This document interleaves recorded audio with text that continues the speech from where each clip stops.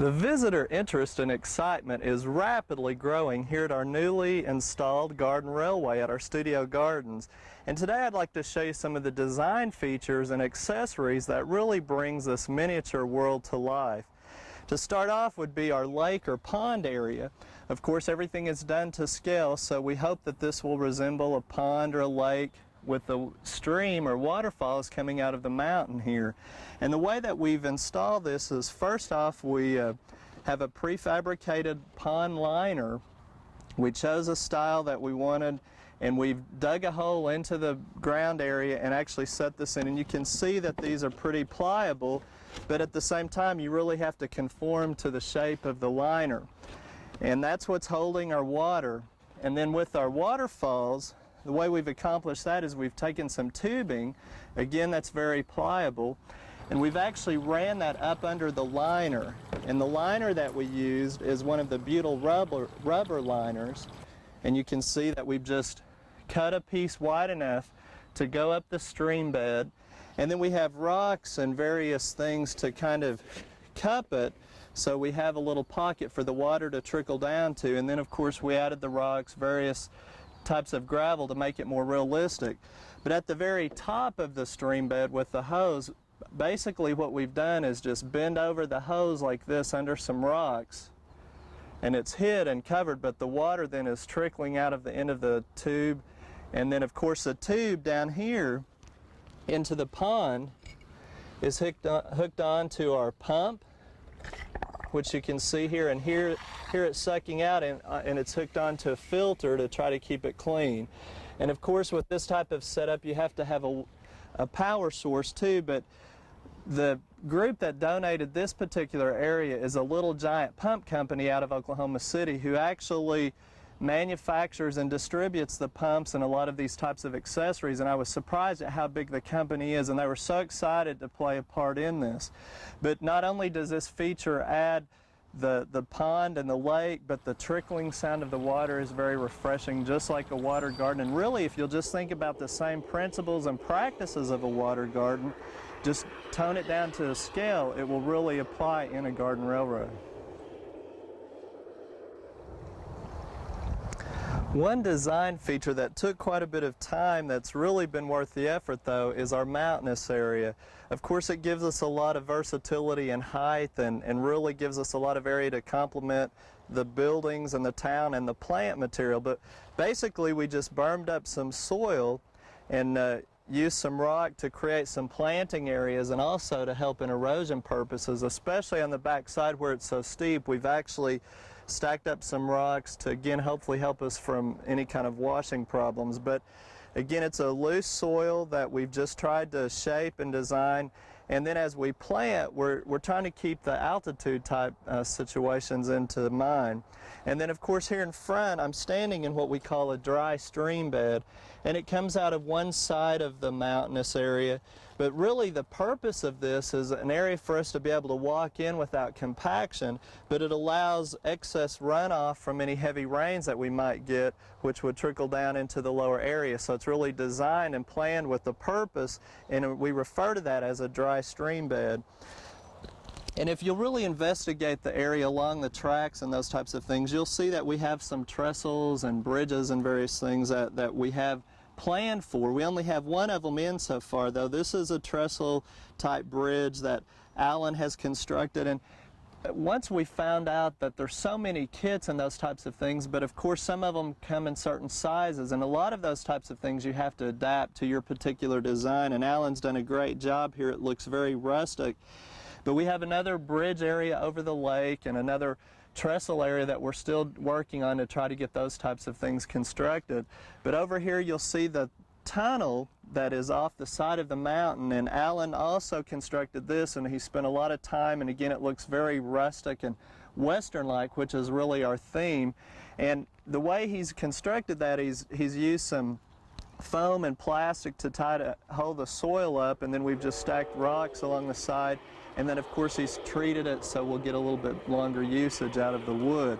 So those types of things really personalize it, but probably not as much as the town. And remember, our style and theme again is turn of the century Western and you'll see that we have a depot and a saloon and sheriff's office and a water tower, and of course we still have plans for other features, and these buildings are really constructed to be outside. This particular style is Pola, and it comes in a kit. It's a German company again that you put together using a special type of glue just for the buildings.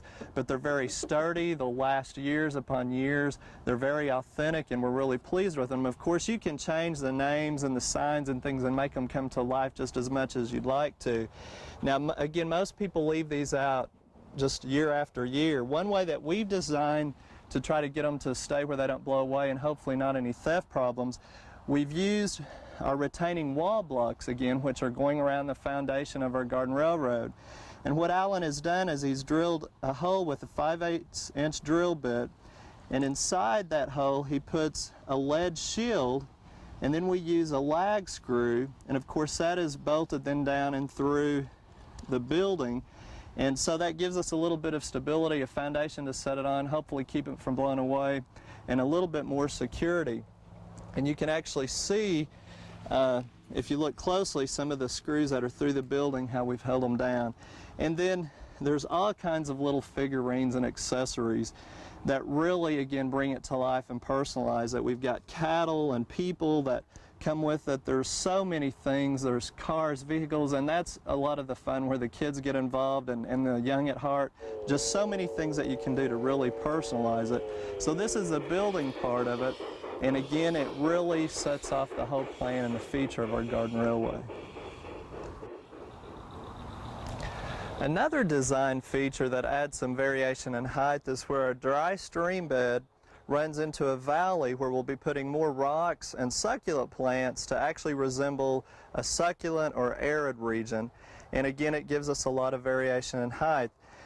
Now, as you've been watching these segments, you're probably wondering, how much would one of these cost? Well, of course, we have about 160 feet of track, and our width is about 30 by 50 feet.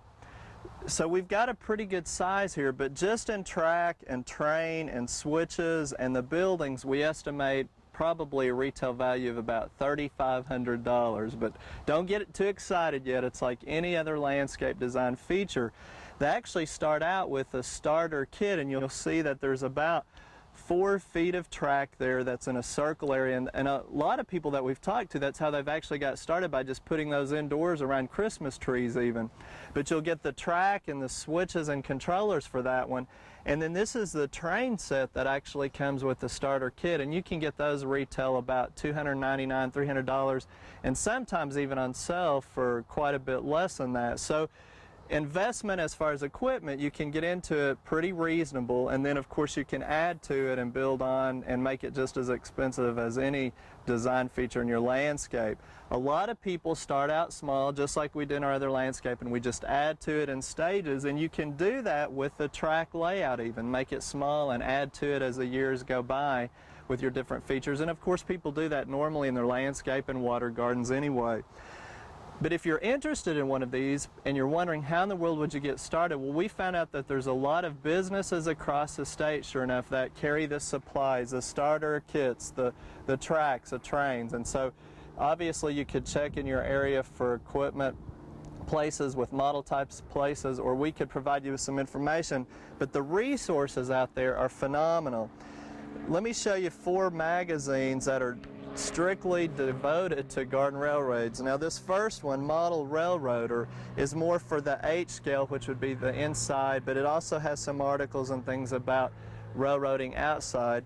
This is one from LGB called Telegram. That's their own special magazine that comes out from time to time about articles and shortcuts, and of course, like any gardeners, they share ideas with ways to take advantage of saving cost and some easy pointers on care and those types of things. But here's one called Garden Railways that's just on garden railroading, as well as another one called Outdoor Railroader.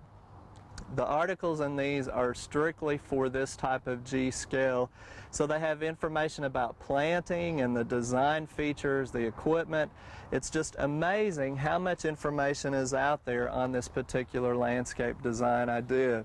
So we're very pleased with it, and hopefully you'll stick with us, because in the next few weeks we'll continue to talk more specifically about the plants, again, how to get that to the G scale.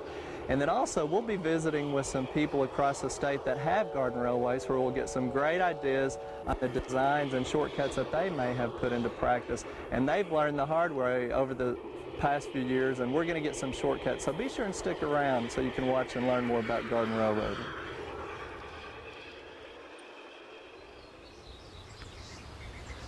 Did you know that we have an estimated 150